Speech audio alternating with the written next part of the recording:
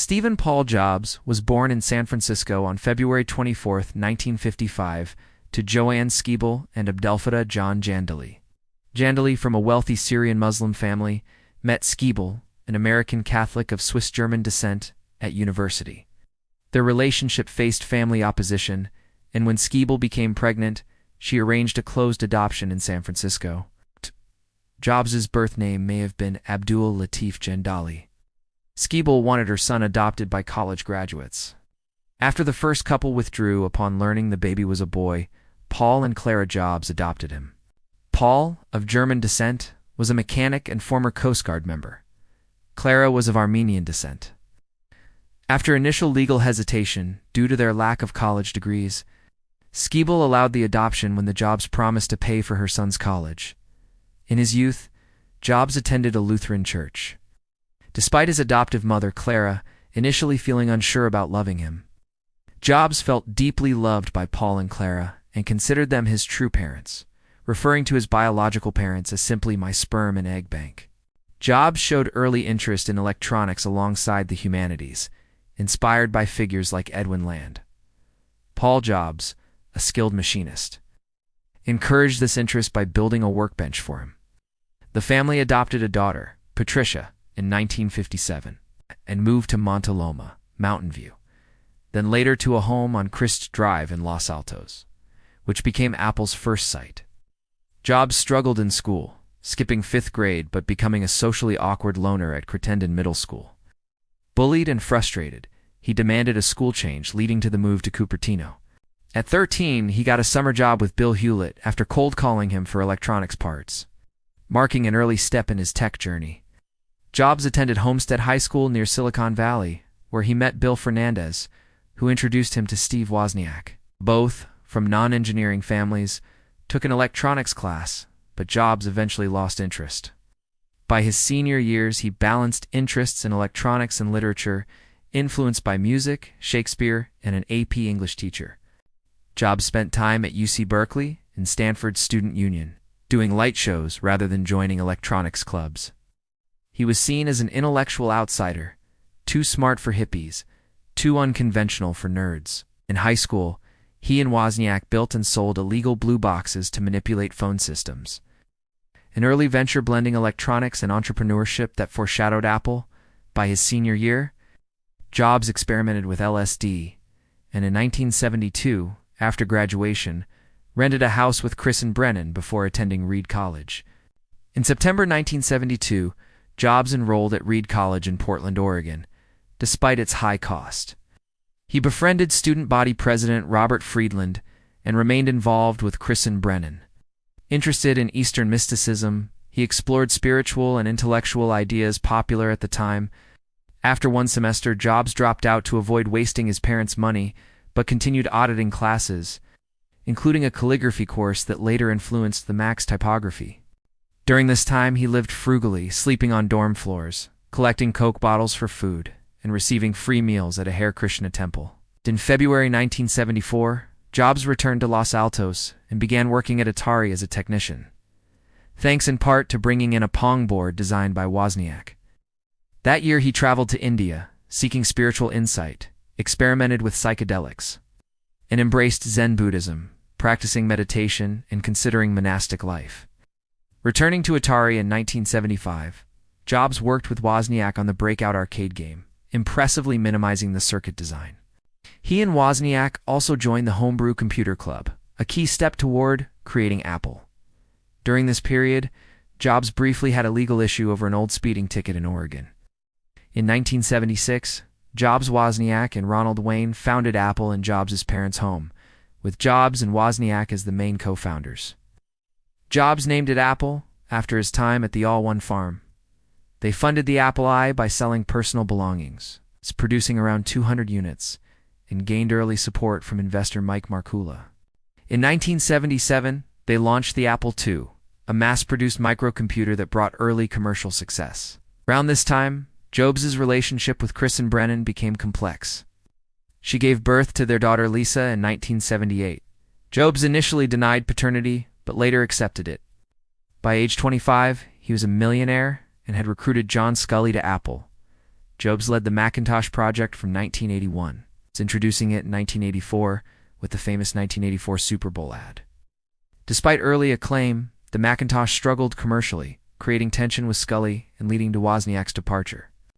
In 1985, Jobs resigned from Apple after a power struggle and founded Next. Meanwhile, IBM PC clones and Windows threatened Apple's market dominance, making the Macintosh increasingly hard to sell, despite pioneering the graphical user interface.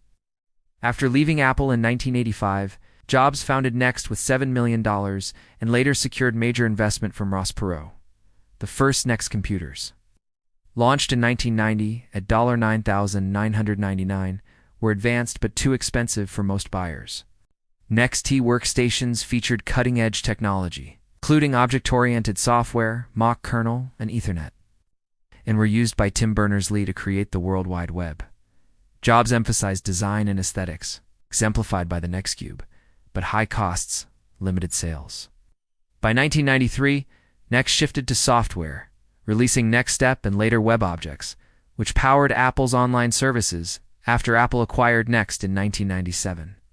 In 1986, Jobs funded the spin-out of the graphics group, later Pixar, from Lucasfilm for $10 million, half as capital and half for technology rights. Pixar's first film with Disney, Toy Story 1995, executive produced by Jobs, brought critical and financial success. Under creative chief John Lasseter, Pixar produced hits like A Bug's Life, Toy Story 2, Monsters, Inc., Finding Nemo, The Incredibles, Ratatouille, WAL, Up, Toy Story 3, and Cars 2. Several of these films won the Academy Award for Best Animated Feature. And Brave 2012 paid tribute to Jobs. After failed negotiations with Disney in 2003-2004, Jobs announced he would not deal with them again. When Bob Iger became Disney CEO in 2005, relations improved, and Disney purchased Pixar in 2006 for $7.4 billion, making Jobs Disney's largest individual shareholder, 7%, and a board member. His shares passed to the Stephen P. Jobs Trust after his death. Colleagues describe Jobs as rarely interfering with creativity. Pixar co-founder Edwin Catmull recalled Jobs as decisive but respectful, often letting others follow their ideas when consensus wasn't reached, demonstrating a balance of influence and trust. In 1996, Apple, struggling to survive, acquired Next for $400 million, bringing Jobs back. He became interim CEO in 1997, cut unprofitable projects, and phased out Mac clone licenses. Next technology evolved into Mac OS X, while new products like the iMac revived Apple's fortunes. Jobs became permanent CEO in 2000, later expanding into iPod, iTunes, and iPhone, transforming Apple into a consumer electronics powerhouse. Jobs was known for his persuasive reality distortion field, keynote presentations, and signature black turtleneck, jeans, and sneakers. He engaged in public rivalries, notably with Dell, and navigated controversies including stock option investigations and environmental criticisms, eventually implementing robust recycling programs. Under his leadership, Apple became the world's most valuable publicly traded company in 2011. With Jobs driving innovation by anticipating future trends, famously citing Wayne Gretzky, "I skate to where the puck is going to be, not where it has been." In October 2003, Steve Jobs was diagnosed with a rare, less aggressive pancreatic tumor. He delayed surgery for 9 months, trying alternative therapies. Before undergoing a Whipple procedure in July 2004, he did not receive chemotherapy or radiation. During his absence, Tim Cook ran Apple. Jobs' health remained private, sparking media speculation, particularly after WWDC appearances in 2006 and 2008. In 2009, he took a 6-month medical leave, and later that year, underwent a successful liver transplant. Despite recurring health issues, he remained involved in major Apple decisions until his condition worsened.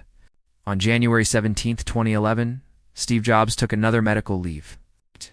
With Tim Cook managing day-to-day operations while Jobs remained involved in major decisions, he made public appearances, including the iPad to launch and WWDC keynote. On August 24, 2011, Jobs resigned as CEO, becoming chairman of the board and naming Cook his successor.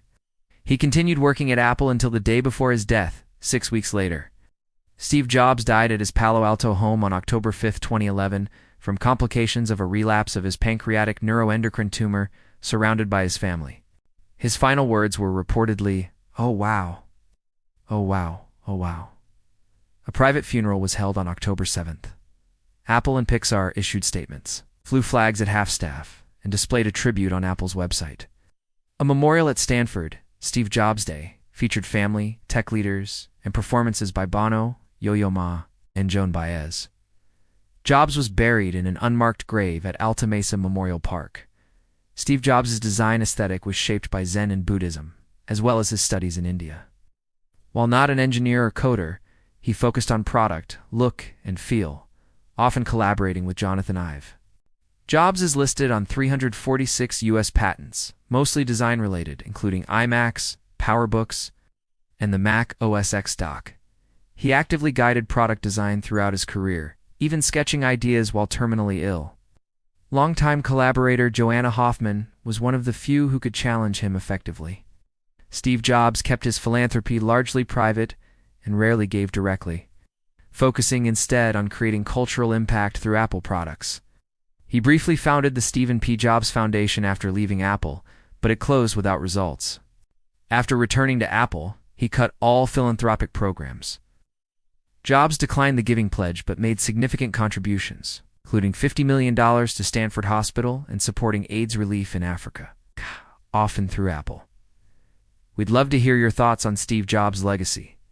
Share them in the comments below. Don't forget to check out our other videos, like this one, and subscribe to the channel for more content.